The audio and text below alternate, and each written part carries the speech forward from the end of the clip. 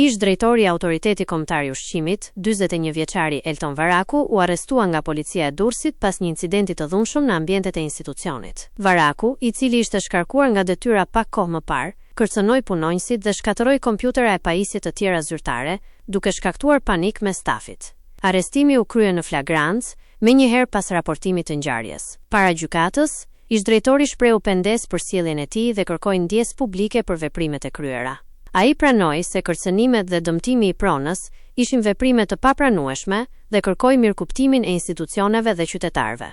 Megjithatë, gjykata vendosi që rreziku për përsëritje të sjelljes së dhunshme dhe natyra e veprimeve të tij e justifikonin mbajtjen në burg. Prokuroria e ka akuzuar Varakun për shkatërim prone dhe kanosje, ndërsa hetimet vazhdojnë për të sqaruar të gjitha rrethanat e incidentit. Sipas burimeve, ish drejtori ka mbajtur poste të ndryshme drejtuese në Durrës gjatë dekadës së fundit, gjë që e bën këtë ngjarje më të ndjeshme dhe me jehon në komunitet.